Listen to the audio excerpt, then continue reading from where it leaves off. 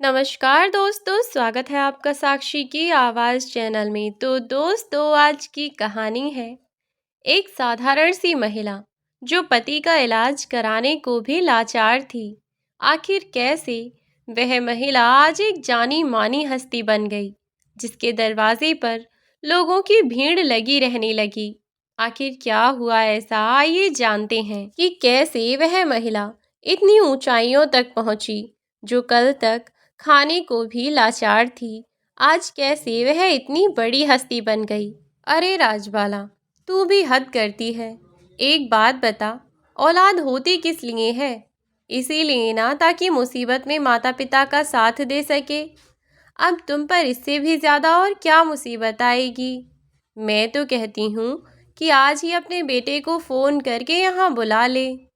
कब तक उसकी मजबूरी के किस्से सुनती रहेगी? अरे, ऐसी छोटी मोटी परेशानियां तो इंसान को पूरी जिंदगी झेलनी पड़ती हैं। इनमें कोई नई बात नहीं। बच्चों को बुखार आ जाना या बीवी के सर में दर्द हो जाना, यह सब कोई बड़ी बात नहीं है। और अगर ऐसे में भी जब तेरे पति की जान पर बनी हुई है, तब भी अगर वह पत्नी के सर दर्द और बच्चों के बुखार को देखकर तुम लोगों के पास नहीं आ सकता, तो धिक्कार है ऐसी औलाद पर। मैं तो कहती हूँ कि उसे फ़ोन कर और फ़ोन पर साफ साफ कह देना कि अगर अब अपने माँ बाप को देखने का समय नहीं है, तो मौत के बाद भी यहाँ झांकने की ज़रूरत नहीं है। मरते माँ बाप की सेवा तो की नहीं जाती, और जब बात ज़मीन की हो तो 50 काम छोड़कर भी भागे चले आते हैं। राजवाला जी की पड़ोसन कांता जी ने कहा। जब उन्हें समझाया तो वह कुछ सोचती हुई बोली, जी जी, बात तो सही कह रही हैं आप, लेकिन मैंने कल उसके पास फ़ोन किया था। तब नमन ने कहा कि जब उसकी तनख्वाह आ जाएगी तो वह डॉक्टर साहब के फ़ोन में पैसे भेज देगा। अभी उसके पास पैसे नहीं हैं। बच्चों की बीमारी में सारे पैसे उठ गए। अब मैं ही क्या ही कहती उससे, इसीलिए चुप रह गई और सोचा कि चलो कोई बात नहीं, जब पैसे आ जाएंगे तब डाल देगा। और वैसे भी उनकी तबीयत तो कुछ ढीली सी रहती ही है। मैंने उनसे कई बार कहा भी है कि साथ चले चलो, कहीं प्राइवेट अस्पताल में ना सही, सरकारी अस्पताल से ही दवा ले लेंगे। थोड़े किराए भाड़े की बात पड़ेगी, वरना जो पड़ोस की अभी नई बहू आई है ना, वह बता रही थी कि शहर में जो अस्पताल है, वहाँ पर उनकी सभी जांच भी मुफ्त ही हो जाएंगी, ज़्यादा खर्चा नहीं होगा। तो सोच रही हूँ कि वहीं दिखा लाऊं, पर अकेले जाने की हिम्मत नहीं पड़ती जी। अगर आप अपने बड़े बेटे सुजल को कह दें और वह हमें साथ ले जाए, किराए भाड़े का पैसा मैं दे दूंगी जी। राजबाला जी की बात सुनकर कुंती जी उनकी ओर देखती हुई बोली, अरे राजबाला, कैसी बात करती है, इसमें पूछने की क्या बात है। अगर बालक इतना भी काम ना आए तो वह किस काम का। तू बेशक इसे साथ लेकर इन्हें दिखा लाना, क्योंकि देवर जी की तबीयत कुछ ज़्यादा ही बेकार लग रही है। इसीलिए तो तुझे बार बार कह रही हूँ कि अपने बेटे को डांट फटकार कर ही सही, पर बुला ले। एक बार बेटा पास आ जाएगा तो क्या पता कुछ फ़ायदा लग जाए। कई बार इंसान को दवाई गोली से भी फ़ायदा नहीं लगता, पर अपने बच्चे आसपास हों तो वह फटाफट ठीक हो जाता है। तू यह मत सोचना कि मैं अपने बेटे को भेजने की वजह से कह रही हूँ। मैंने तो तुझे बस एक बात बताई है, आगे सब तेरी इच्छा है। अब आगे जो तेरा जी आए और जो तुझे सही लगे तू वही करना। चल, अब मैं चलती हूँ। राजन भैया, अपना ध्यान रखना। इतना कहकर कुंती देवी वहां से अपने घर चली गईं। दरअसल पिछले कुछ महीने से राजवाला जी के पति राजन जी की तबीयत थोड़ी नाजुक सी चल रही थी। पहले तो उन्हें साधारण सा खांसी जुकाम ही लग रहा था, लेकिन फिर धीरे धीरे जब दवा खाने पर भी उन्हें ज़्यादा फायदा न लगा, तो उन्होंने डॉक्टर से बात की कि ऐसा क्यों, लगातार दवाई खाने पर भी उन्हें कोई फ़ायदा क्यों नहीं लग रहा। इस पर डॉक्टर ने उन्हें बताया कि उन्हें एक बार शहर जाकर किसी बड़े अस्पताल में राजन जी की जांच करवा लेनी चाहिए। हो सकता है कि अंदर ही अंदर कोई बड़ी बीमारी पनप रही हो। इसके बारे में अभी इन डॉक्टर्स को पता न चल पा रहा हो, वरना इतने समय तक लगातार खांसी रहने का तो कोई और मतलब नहीं हो सकता। और हो सकता है कि मौसम खराब रहने के कारण लंबे समय तक खांसी रही भी चली आ रही हो। कुछ कह नहीं सकते। फिर भी अगर आपको ऐसी कोई भी परेशानी लग रही है तो एक बार शहर जाकर दिखाने में क्या ही जाता है। जब डॉक्टर ने यह सब कहा तो राजन जी ने इस बात को बहुत ही हल्के में ले लिया कि कोई बात नहीं। डॉक्टर ने कहा तो है कि बदलते मौसम की वजह से भी लगातार खांसी रह सकती है। इसमें इतनी चिंता की कोई बात नहीं है। अब ऐसे ही समय बीतता रहा।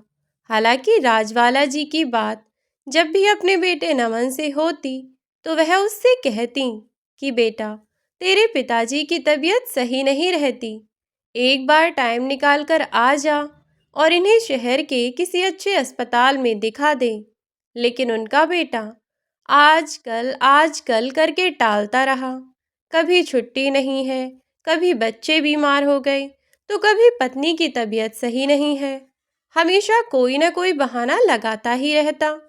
धीरे धीरे समय बीतता रहा और एक दिन राजन जी को बहुत जोर की खांसी उठी और खांसी के साथ उनके मुंह से खून भी निकल आया। जब राजवाला जी ने यह देखा तो उन्हें राजन जी की स्थिति कुछ गंभीर लगी और इसीलिए अब वे इतनी ज़्यादा परेशान थीं। जबकि उन्होंने अपने बेटे से भी कहा था कि बेटा, तेरे पिताजी की तबीयत बहुत ज़्यादा खराब है, ईश्वर ना करे कल को कोई अनहोनी ना हो जाए।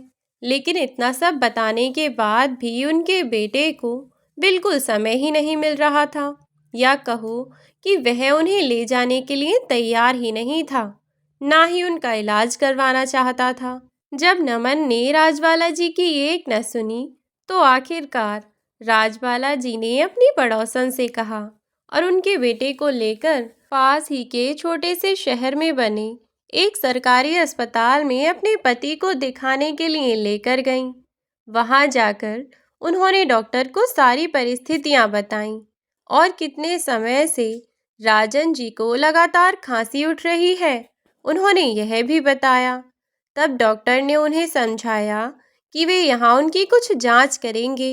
यदि उनमें कोई भी समस्या आती है तो फिर उन्हें अपना इलाज किसी अच्छे शहर में जाकर बड़े अस्पताल में करवाना होगा, वरना सरकारी अस्पताल में इतनी अच्छी सुविधा उपलब्ध नहीं है। तब राजवाला जी ने अपने पति के सभी चेकअप करवाए और अगले शनिवार दोबारा वहां रिपोर्ट लेने के लिए भी आईं। जब वे रिपोर्ट लेने आईं तब डॉक्टर ने उन्हें बताया कि राजन जी को एक बहुत ही गंभीर बीमारी हो सकती है, लेकिन उसकी संपूर्ण जांच करने के लिए उस अस्पताल में मशीनरी उपलब्ध नहीं थी।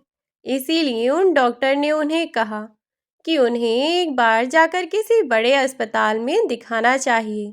अगर लापरवाही की तो कुछ भी हो सकता है, क्योंकि खांसी में खून आना कोई साधारण बात नहीं है।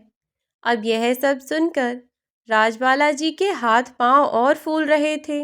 उन्हें डर लग रहा था कि कहीं कोई अनहोनी ना हो जाए, इसीलिए बार बार अपने बेटे को फोन करके बुलाने लगीं।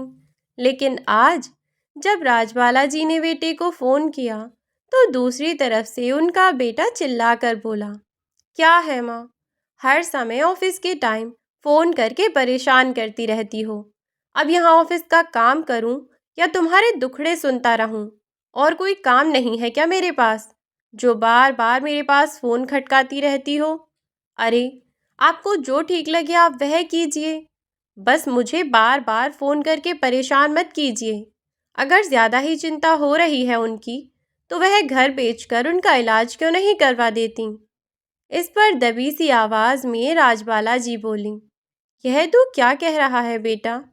हमारे पास पुरखों की विरासत के नाम पर बस यह घर ही तो है। अगर इसे भी हम बेच देंगे तो हमारे पास क्या रह जाएगा? वैसे भी पहले से ही हम हजार परेशानियों से जूझ रहे हैं। ऐसे में यह घर बेच देना मतलब अपने सर पर एक और मुसीबत खड़ी कर लेना। तू खुद ही तो बता, अगर हम घर बेच देंगे तो हम कहाँ रहेंगे? इस पर तेज आवाज में चिल्लाता हुआ नमन बोला, तो मैं क्या करूं? अब आपकी हर चीज को क्या मैं ही झेलता रहूं? आप लोग खुद कुछ भी नहीं कर सकते क्या? खामखा मेरे ऊपर इतना बोझ बढ़ा रखा है। इतना तो किसी के माँ बाप किसी बच्चे को परेशान नहीं करते होंगे जितना आप लोग हर समय मेरे सिर पर चढ़े रहते हो। अरे, इतनी सी बात समझ नहीं आती क्या? इतने दिनों से कह रहा हूँ कि नहीं आ सकता, फिर भी हर टाइम फोन करके दिमाग चाटते रहते हो तुम लोग। तुम लोगों को तो कुछ काम है नहीं, पर मुझे बहुत काम है। इसीलिए कह रहा हूँ कि आज के बाद यहाँ फोन करने की कोशिश मत करना। यह सुनकर राजबाला जी बोली, तुझे फोन न करूँ तो किसको फोन करूँ? तू जानता भी है डॉक्टर ने क्या कहा है? अगर किसी अच्छे डॉक्टर को ना दिखाया तो तेरे पिताजी की जान नहीं बच पाएगी। अपनी माँ की बात सुनकर नमन बोला, अरे तो मैं क्या आप लोगों का ठेका लेकर बैठा हूँ? जान नहीं बच पाएगी, जान नहीं बच पाएगी। कल मरते हो आज मर जाएं, मुझे कोई फर्क नहीं पड़ता। दोबारा फोन करने की कोशिश मत कीजिएगा आप। भाड़ में जाइए आप और आपका पति। जितना मैंने किया उतना काफ़ी है। मेरे अपने भी बच्चे हैं। पिछले 5 सालों से आप लोगों के खर्चे झेल रहा हूँ। 5,000 रुपये हर महीने भेजता हूँ आपको। पैसे पेड़ पर नहीं उगते, और उन पैसों में से आप दोनों इतना भी नहीं बचा पाए कि अपना खर्चा चला सको।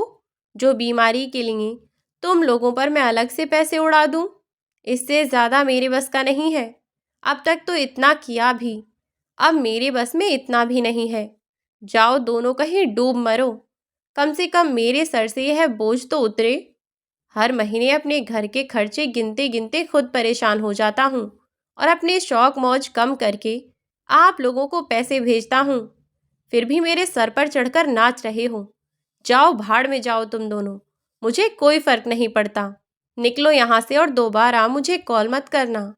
इतना कहकर नमन ने फोन काट दिया। नमन की बातें सुनकर राजबाला जी की आंखों से झरझर आंसू बहे जा रहे थे। आखिर एक औलाद अपने ही माता पिता से इस तरह कैसे बात कर सकती है? जिन माँ बाप ने आपका जीवन संवारने के लिए पूरी जिंदगी लगा दी, आज उन्हीं माँ बाप को उनके खाने पीने, उनके कुछ साल तक के खर्च उठाने पर भी तुम लोग एहसान जता रहे हो। यह सब सोच राजवाला जी की आंखों से आंसू रुकने का नाम नहीं ले रहे थे कि आखिर क्या कमी थी, हमने अपनी परवरिश में क्या कमी की, जो आज हमें ऐसा दिन देखना पड़ रहा है, जो आज हमारा बेटा ऐसा निकल गया। हमारे पास जो कुछ भी था वह तो हमने इसके नाम कर ही दिया ना। जब इस शहर में इसे घर खरीदना था तब इसने जिद की कि वह खेत बेच दें, और हमने तब भी इसकी मर्जी के लिए, इसकी खुशी को देखते हुए इकलौता वह खेत भी बेच दिया जिसके सहारे हम पूरे साल भर का अनाज इकट्ठा किया करते थे। अब जब हमारे पास खेती बाड़ी कुछ न रही तो हम इस उम्र में भला कहाँ कमाने जाएं, और इस उम्र में हमें काम देगा भी कौन? राजबाला जी लगातार बस रोए ही जा रही थीं। उन्हें परेशान देखकर कांता जी उनके पास आईं और बोली, अरे राजबाला, क्या हुआ? क्यों रोए जा रही है? बात तो बता कि आखिर हुआ क्या है। तब राजबाला जी ने उन्हें सारी बात बता दी कि आज कैसे उनके बेटे ने उनसे इतनी बदतमीजी से बात की और उसने उनसे क्या क्या कहा। उन्होंने सब कुछ उन्हें बता दिया। नमन की बातें सुनकर कांता जी मुंह पर हाथ रख गईं और कहने लगीं, क्या सचमुच तेरा बेटा तुझसे इस तरह बात कर रहा था? बेशर्म भूल गया क्या कि तुम दोनों ने क्या कुछ नहीं किया उसके लिए, उसकी खुशी के लिए? जब जो मांगा तब ला कर दिया, और आज जब तुम्हें उसकी ज़रूरत है तो ऐसे हाथ छुड़ाकर भाग रहा है। मैंने तो तुझसे पहले ही कहा था कि अपनी औलाद को हाथों में रख, ज़्यादा पंख मत लगा, वरना उड़कर इतनी दूर चले जाएंगे कि वापस तेरे पास भी नहीं आएंगे। और आज देख, तेरे बेटे ने वही कर दिया। इतना बेगैरत इंसान तो मैंने कोई देखा ही नहीं आज तक। खैर, तू अब सब बात छोड़, यह बता कि अब तुझे क्या करना है। अगर ऐसे ही भाई साहब को लेकर पड़ी रही तो डॉक्टर की बात सच होते देर ना लगेगी। इसीलिए थोड़ा दिमाग से काम ले, जो भी होगा सब सही ही होगा। और जहाँ तक बात रही तुम दोनों के रहने की, तो भगवान सबका रखवाला है, वह सबका न्याय करता है। तेरे साथ भी कोई अन्याय नहीं करेगा। तूने किसी का बुरा नहीं किया, तो तेरे साथ बुरा क्यों होगा। अगर तू चाहे तो अब बस एक काम कर सकती है। तब आश्चर्य से राजबाला जी ने कांता जी की ओर देखा तो वह बोली, ऐसे क्या देख रही है। सचमुच तेरे पास अब एक रास्ता है अपने पति को बचाने का, अगर तुझे मेरी बात सही लगे तो। इस पर राजबाला जी कांता जी से बोली, जी जी, कैसे मैं अपने पति की जान बचा सकती हूँ, बताइए। इस पर कांता जी बोली, देख, पिछले काफ़ी समय से मेरा बेटा कुछ बिजनेस शुरू करने का सोच रहा है। अब बहुत दिनों से सोचने के बाद भी उसे कुछ समझ नहीं आ रहा था। फिर उसके एक दोस्त ने उसे कुछ दिन पहले ही समझाया कि क्यों ना देसी खाने का कुछ सामान बनाकर बेचा जाए, लेकिन उसके लिए शुरुआत में पैसा थोड़ा ज़्यादा लगेगा, लेकिन अगर बिजनेस अच्छा चल गया तो 2 गुने का मुनाफा भी होगा। तब यह सब सुनकर राजबाला जी बोली, पर जी, इसमें मैं क्या कर सकती हूँ, और मेरे पति की जान बचाने का सुझाव बिजनेस खोलने से क्या संबंध है। इस पर कांता जी बोली, देख राजबाला, तेरा भी इकलौता बेटा है और मेरा भी।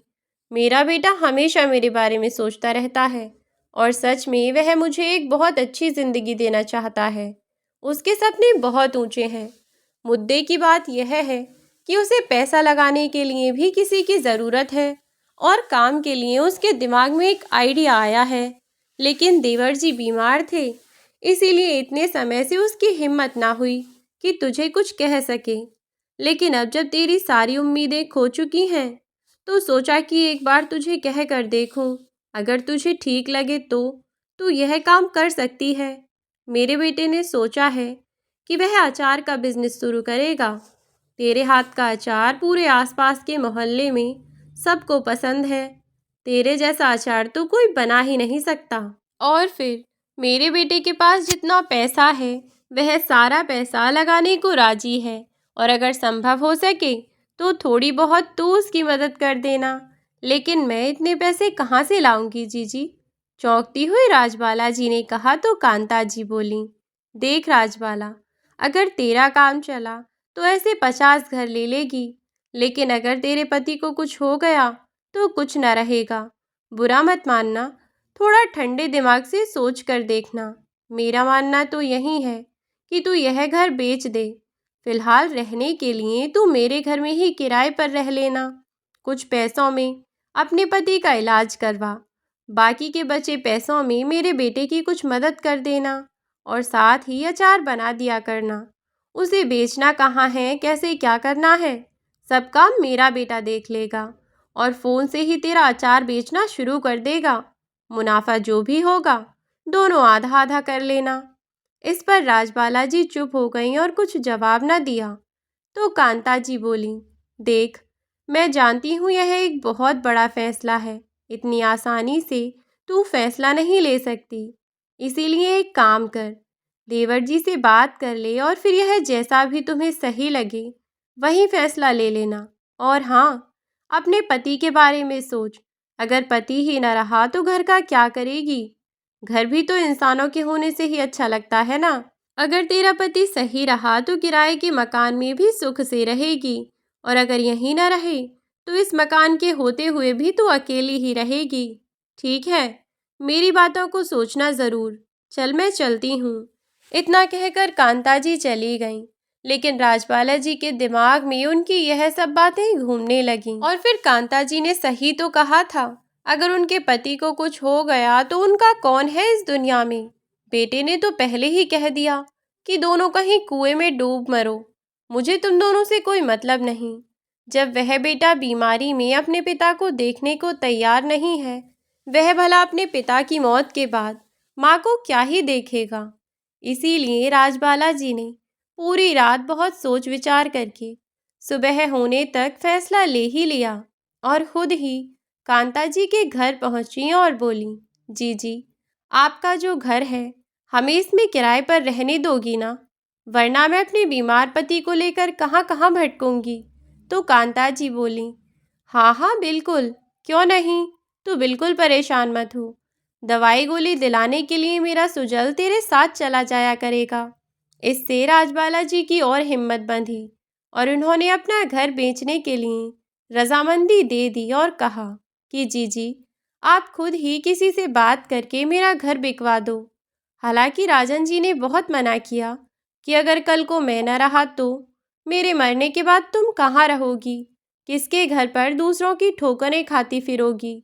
लेकिन राजबाला जी ने जैसे तैसे करके उन्हें भी मना ही लिया और समझा दिया कि ईंटों से बनी हुई 4 दीवारें तो बस एक मकान की होती हैं, उसे घर बनाने के लिए इंसान की ज़रूरत होती है।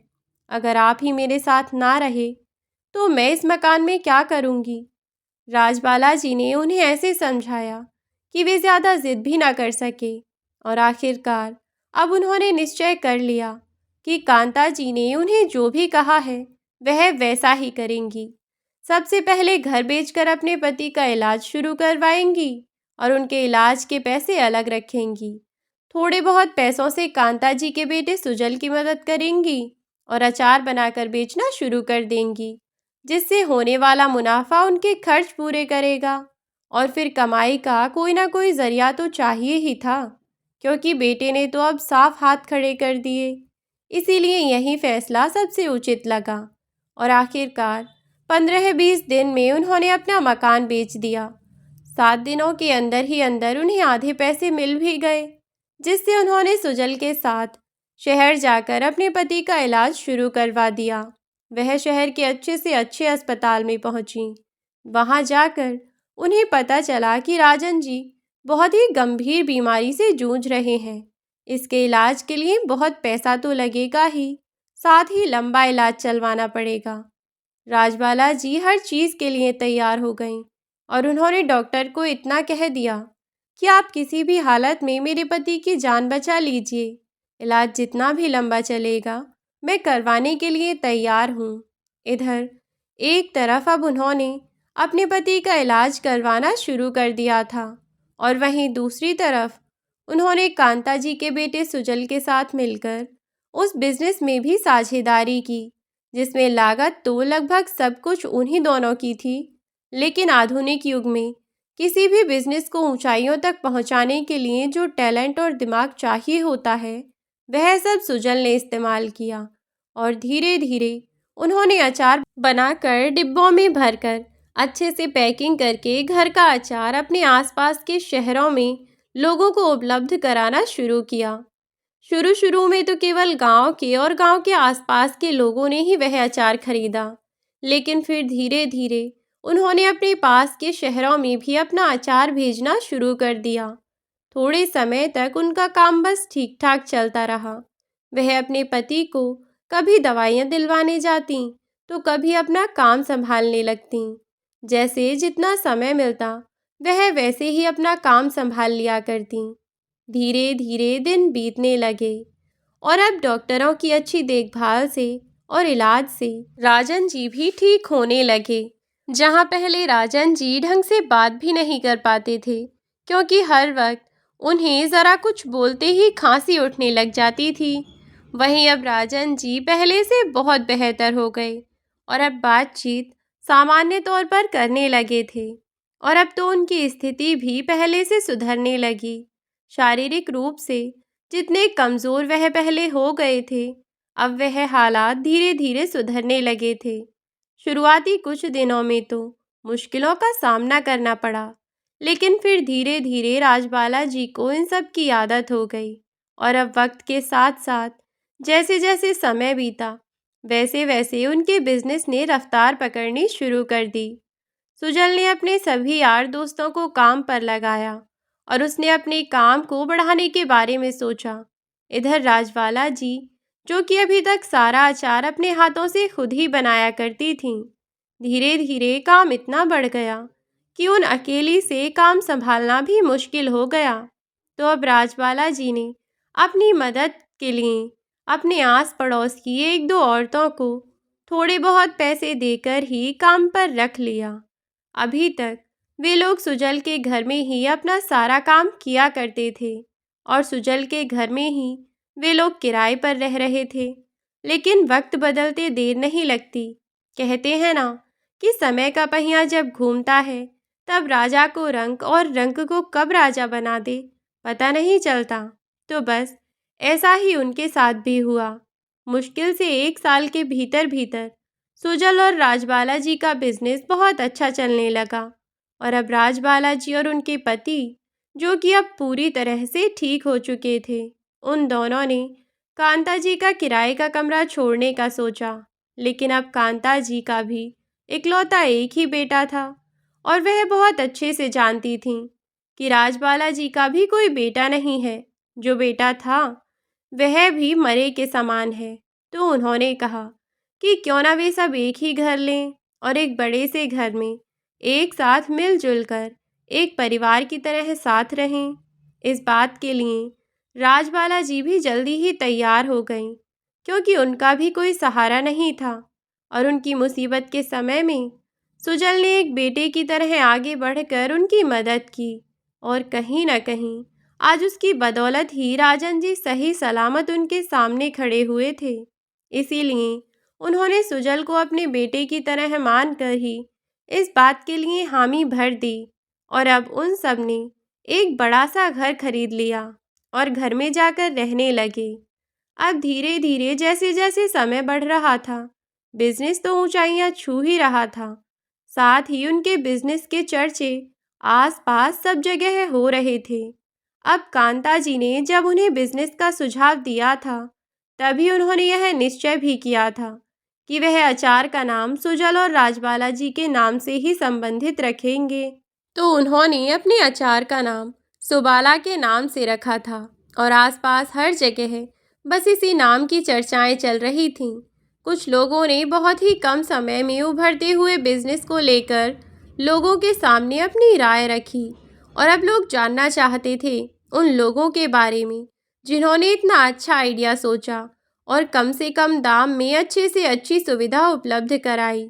और इसीलिए तो अब राजबाला जी भी किसी सेलिब्रिटी से कम नहीं थीं। अब वे खुद अचार नहीं बनाती थीं।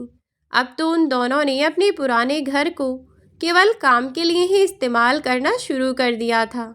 उनके पुराने घर में केवल अचार बनता और अब वे लोग नए घर में रहते थे, जहां काम करने के लिए उन्होंने और भी कई सारे लोग रखे हुए थे।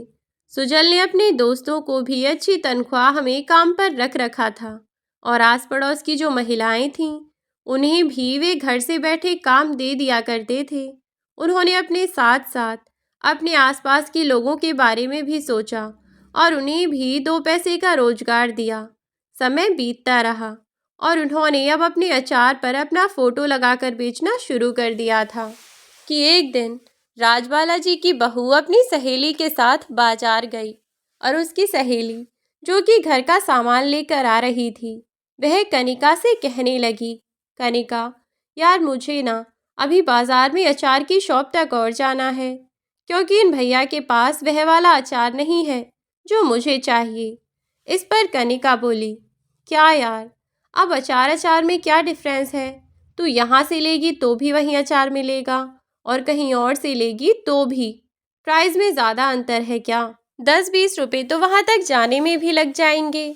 इस पर उसकी वह दोस्त बोली, अरे यार, मैं तो सवाला अचार वालों की बात कर रही हूँ। उनके जैसा अचार इस शहर में तो क्या, पूरे इंडिया में किसी और का नहीं होगा। अच्छे से अच्छी कंपनी को भी उन्होंने फेल कर रखा है। इस समय मैंने तो बहुत सुना था उस अचार के बारे में, तो पिछले महीने ही वही अचार लेकर मैं घर गई। तुझे पता है, पहले जब मैं अचार लेकर जाती थी तो बच्चे और मेरा हस्बैंड कोई भी अचार पसंद नहीं करते थे, क्योंकि उसमें नमक इतना तेज़ होता था। लेकिन अब तो बच्चों को पराठे के साथ अचार रख के दे देती हूँ तो बड़े शौक से खाते हैं। यहाँ तक कि मेरे हस्बैंड भी सब्जी के साथ भी अचार चाहिए। अब तो पिछले महीने एक डब्बा लेकर गई थी और वह ख़त्म भी हो गया। और इस महीने भी मेरे घर वालों ने मुझे साफ साफ कहा है कि हमें वही वाला अचार चाहिए जो आप इस बार लेकर आई थी। अब बताओ, अगर मैं यह वाला अचार का डब्बा ना ले गई तो 4 महीने तक तो यह पूरा अचार का डब्बा ऐसे ही पुजा रहेगा। पहले तो बस मजबूरी में खाया करते थे, लेकिन अब शौक से खाते हैं। तो अपने बच्चों के लिए मैं वह चीज़ क्यों ना लेकर जाऊं जिसे वह शौक से खाएं। इस पर कनिका बोली, अच्छा जी, मैंने तो ऐसी किसी चीज़ के बारे में नहीं सुना। चलो, अब तुम्हें चलना ही है तो चलते हैं, लेकर आते हैं तुम्हारा फेवरेट वाला अचार। टोंट करती हुई कनिका बोली तो उसकी सहेली ने कहा, हाँ हाँ, तुझे जितने ताने देने हैं दे ले। एक बार वो डब्बा लेकर जाएगी ना तो अचार खाती रह जाएगी। चल, एक काम करूंगी, आज तुझे अपने ही डब्बे में से थोड़ा सा अचार दूंगी। अगले दिन तू खुद ना मांगे तो मेरा नाम बदल के रख देना। इस पर मुंह चढ़ाती हुई कनिका बोली, चलो अब चलते हैं, तुम्हारा अचार का गुणगान खत्म हुआ हो तो चलो। फिर वे दोनों अचार की दुकान पर पहुंची। वह दुकान भी सुजल और राजबाला जी ने साथ में मिलकर खोली हुई थी, जिस पर उनके लड़के बैठे हुए थे। कनिका की सहेली ने वहां से अचार लिया और जल्दी ही लेकर जाने लगी। लेकिन कनिका ने उस दुकान पर लगा हुआ होर्डिंग बोर्ड देखा तो वह चौंकते हुए उस बोर्ड को देखती रही और बोली, यह यहाँ क्या कर रही है? इसका फोटो यहाँ कैसे आया? उसके मुंह से ऐसी बात सुनकर उसकी सहेली बोली, कौन और कैसे आया? क्या कह रही है तू? और किसके बारे में बात कर रही है? इस पर कनिका चौंकती हुई बोली, यार, यह फोटो में जो बुढ़िया है, यह कौन है? और यह लड़का? इस पर उसकी सहेली ने कहा, अरे यह वही बुढ़िया है जो अचार बनाती है और यह उसका बेटा है शायद। उनके हाथों का जादू इस समय सबके सर चढ़कर बोल रहा है, बहुत बढ़िया अचार बनाती हैं यह अम्मा। कुछ भी कहो, जादू है जादू उनके हाथों में। चलो अब चलते हैं यार, बहुत लेट हो रहा है। जैसे ही कनिका घर पहुंची तो वह अपने पति नमन को फोन करने लगी और बोली, नमन, तुम फटाफट अभी के अभी घर आ जाओ। जो भी काम कर रहे हो सब छोड़ छाड़ के घर आ जाओ। तुम्हें बहुत ज़रूरी बात बतानी है मुझे। यह सुनते ही नमन को लगा कि घर पर शायद कुछ इमरजेंसी हो गई है और इसीलिए नमन भी दौड़ा चला आया। लेकिन उसने जब घर आकर देखा तो पाया कि घर पर सब कुछ नॉर्मल है। यहाँ तक कि उसकी पत्नी और उसके बच्चे, सब कुछ ठीक था। बच्चे आराम से खेल रहे थे और वह भी बिल्कुल नॉर्मल थी, ठीक ठाक थी, बस थोड़ी सी घबराई हुई थी। अंदर आता हुआ नमन बोला, क्या हुआ कनिका, तुमने इतनी जल्दी जल्दी मुझे घर बुलाया? सब कुछ ठीक तो है ना? मुझे लगता नहीं कि कुछ प्रॉब्लम है। फिर क्यों तुमने मुझे इतनी जल्दी जल्दी में घर बुलाया? तुम्हें पता है मैं कितना इम्पोर्टेंट काम छोड़ कर आया हूँ। इस पर कनिका बोली कि तुम्हें जो मैं बताऊंगी ना, वह उससे भी ज़्यादा इम्पोर्टेंट है। जब सुनोगे और देखोगे तो तुम्हारे होश उड़ जाएंगे। मैं तुम्हें बताऊं क्या? खुद ही अपना फ़ोन निकालो और सुबाला अचार करके कोई कंपनी है, उसके बारे में जानकारी इकट्ठा करो। सर्च करके तो देखो। कनिका के कहने पर नमन ने अपना फ़ोन निकाला और सर्च किया। जैसे ही उसने उस अचार का नाम डाला तो वेबसाइट खुलते ही सामने राजबाला जी का फोटो और साथ में सुजल का फोटो लगा हुआ था।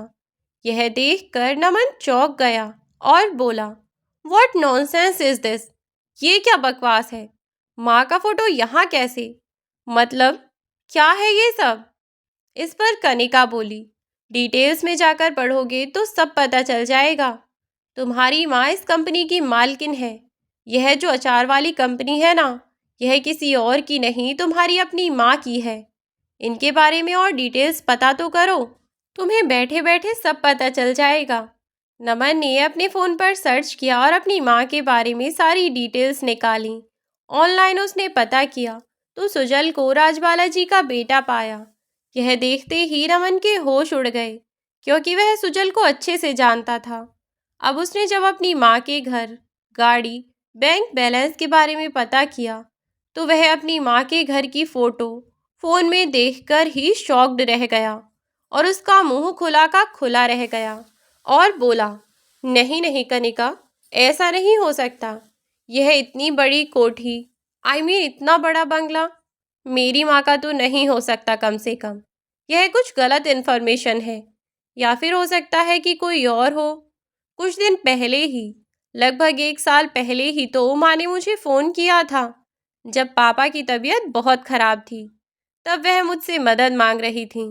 उनकी दवाई के लिए पैसे तक नहीं थे उनके पास। तो उनके पास इतने पैसे कहाँ से आए? अब यह सुनकर कनिका बोली, पैसे कहाँ से आए कहाँ से नहीं, यह तो मुझे नहीं पता, लेकिन यह बुढ़िया कोई और नहीं बल्कि तुम्हारी अपनी माँ है। वरना तुम खुद ही सोचो कि यह लड़का जो तुम्हारा पड़ोसी है, इस बुढ़िया के साथ फोटो में कैसे आया।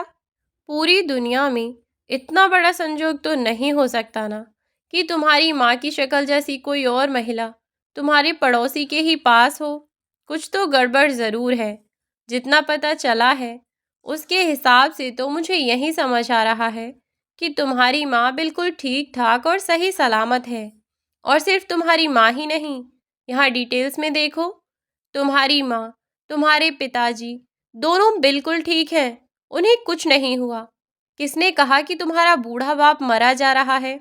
देखो फोटो में, बिल्कुल ठीक ठाक सही सलामत है, कुछ नहीं हुआ। देखो तो सही, नोटों में खेल रहे हैं यह लोग। इनके तो वारे न्यारे हो गए। सुनो ना, माँ आखिर है तो तुम्हारे माँ बाप ही। मुझे पूरा यकीन है कि तुम जाकर इनसे बात करोगे तो यह तुम्हें माफ़ कर देंगे। और फिर हमने क्या नहीं किया उनके लिए। कितने सालों तक तुम इन्हें इनके खर्चे के पैसे भेजते रहे, इनकी दवाई गोली खाने पीने हर चीज़ का ध्यान रखा। तो यह हमसे ऐसे मुंह तो नहीं मोड़ सकते ना। जब मुसीबत के समय हमने इनका साथ दिया था, तो अब जब इनके पास 2 पैसे आ गए तो यह हमें नहीं देंगे तो और किसको देंगे? नमन, मेरी बात मानो, चलकर एक बार उनसे बात करते हैं। ज़्यादा नाराज़ हुई तो पैरों में पड़ जाना, हाथ जोड़ना, पैर पकड़ना, चाहे कैसे भी मनाना। मुझे पूरी उम्मीद है कि वह मान जाएंगे। पहले तो नमन कई बार उसे मना करता है कि नहीं कनिका, मुझे नहीं लगता कि वह लोग अब हमारी कोई भी बात सुनेंगे, क्योंकि जब पापा बीमार थे तब हमने भी तो उनकी एक बार नहीं सुनी। इस पर कनिका उसे समझाती है कि तुम परेशान मत हो, और आखिरकार उनका जो कुछ भी है उस सब पर तुम्हारा ही तो अधिकार है ना। कहने को कोई कितना भी बेटा बन जाए, पर अपना खून अपना ही होता है। और फिर उन लोगों ने भी तो तुम्हारे माँ बाप का इस्तेमाल ही किया है ना। अरे उन लोगों को भला उनकी मदद करने में क्या परेशानी होगी? उन लोगों को तो तुम्हारी माँ के टैलेंट की बदौलत ही सब कुछ मिल रहा है ना। अरे तुम्हारी माँ ने ही तो अचार बनाया ना। अगर वो बनाती ही नहीं तो तुम्हारा वह पड़ोसी क्या ही कर लेता। देखो, थोड़ा दिमाग से काम लो। अपनी माँ के पास जाओ, आंखों में थोड़ी आंसू ले आना, और बस थोड़ा सा नाटक करोगे नहीं कि तुम्हारी माँ फट से पिघल जाएंगी। ना रो सको तो आंखों में ग्लिसरीन लगा लेना। अरे इस जरा सी एक्टिंग से हमारा और हमारे बच्चों का फ्यूचर सिक्योर हो जाएगा। समझो थोड़ा इस बात को। यह सुनकर कुछ देर के लिए वह बिल्कुल शांत सा हो गया और फिर बोला, शायद तुम बिल्कुल ठीक कह रही हो कनिका। मुझे एक बार माँ को मनाने की कोशिश ज़रूर करनी चाहिए। अगर माँ मान गई तो हमारी ज़िंदगी बदल जाएगी।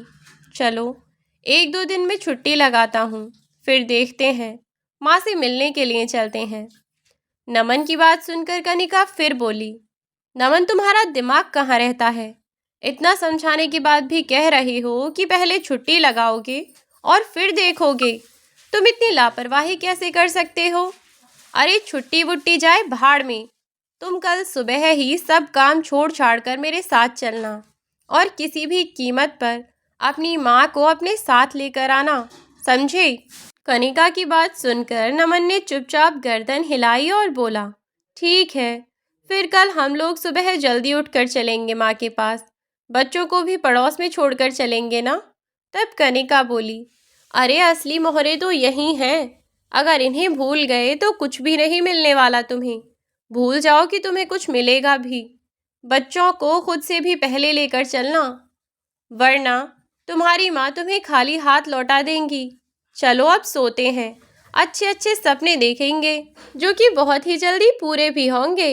अब तो हमारे चारों तरफ नौकर घूमा करेंगे। मज़े से बैठकर मैं भी ऑर्डर चलाया करूँगी अब। चलो नमन, मैं तो बहुत एक्साइटेड हूँ कल तुम्हारी माँ के वहाँ जाने के लिए। चलो, आखिरकार अपनी इस बोरियत भरी ज़िंदगी से हमें भी छुटकारा मिलेगा। बच्चों की वजह से तो माँ जी हमें माफ़ कर ही देंगी और फिर उनके उस नए घर में हमारा राज होगा। वास्तव में जब से कनिका को अपनी सास के बारे में पता चला, उसके तो पैर ही ज़मीन पर टिकने का नाम नहीं ले रहे थे। शाम तक जब तक नमन आया था, पूरे दिन वह ऐसे ही बड़बड़ाती रही थी कि अब कब मैं अपनी अमीर सास के यहाँ जाऊंगी। उसके सपने, उसकी सोच अपनी जगह जायज़ था। आखिरकार वह उसकी अपनी सास और नमन की माँ थी, लेकिन होने वाला क्या था यह तो किसी को नहीं पता था। और मन में ढेरों सपने लिए कनिका रात को सो गई और सुबह फटाफट जल्दी उठी और उठकर तैयार हुई।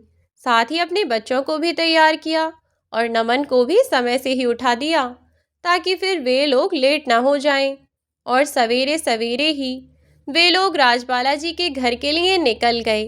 इधर नमन और उसकी पत्नी कनिका बहुत ही ज़्यादा उत्साहित थे, लेकिन जल्दी ही उनका यह उत्साह बिल्कुल ठंडा पड़ने वाला था, क्योंकि सूरज निकलने तक वे लोग राजबाला जी के दरवाजे पर पहुंच चुके थे।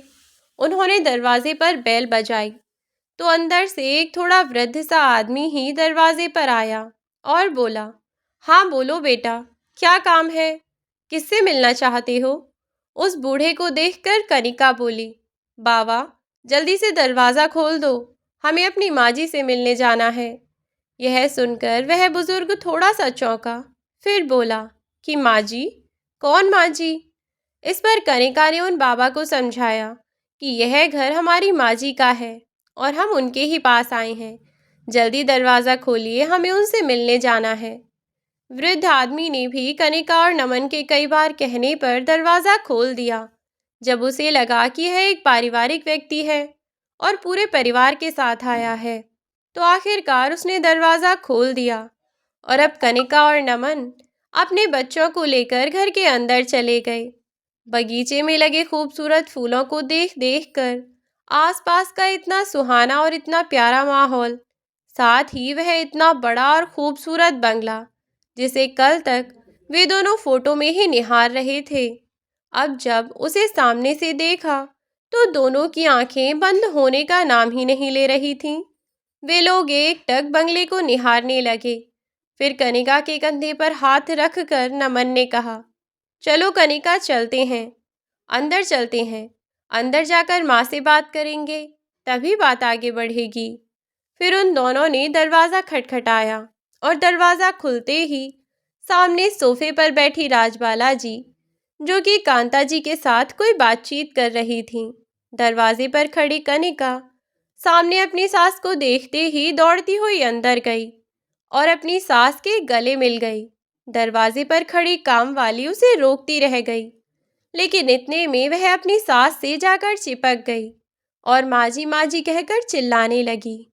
माँ जी, कहाँ चली गई थी आप? इतने समय से ना कोई कॉल ना कोई मैसेज, आपको फ़ोन भी मिलाया तो आपका फ़ोन नहीं लगा। इतने समय बाद आपको यूँ देखकर बहुत खुशी हो रही है हम लोगों को। इधर कनिका के पीछे पीछे नमन भी आ गया और अपनी माँ और कांता जी दोनों के पैर छूकर उनका आशीर्वाद लेने लगा। साथ में बच्चों को भी कहा तो उन्होंने भी पाँव छुए और दादी दादी करके उन दोनों के आसपास चले गए। यह सब देखकर कांता जी बच्चों की वजह से कुछ ना बोली और चुप रहीं। राजबाला जी को कुछ समझ नहीं आया कि वह क्या करे क्या नहीं, लेकिन बच्चों के कारण वह भी कुछ ना बोली। उन्होंने अपने बच्चों के साथ बिल्कुल साधारण सा ही व्यवहार किया, लेकिन उनके बच्चों को बैठे बैठे लगभग 2 घंटे हो गए, लेकिन वे जाने का नाम ही नहीं ले रहे थे। शाम हुई और अब रात होने वाली थी, लेकिन वे लोग वहाँ से हिले ही नहीं और अपनी माँ से चिपके रहे। जब कांता जी को कोई उपाय ना सूझा तो उन्होंने अपने घर में काम करने वाली एक लड़की को कहा कि बच्चों को ले जाकर बाहर घुमा लाओ। और वह लड़की बच्चों को लेकर चली गई।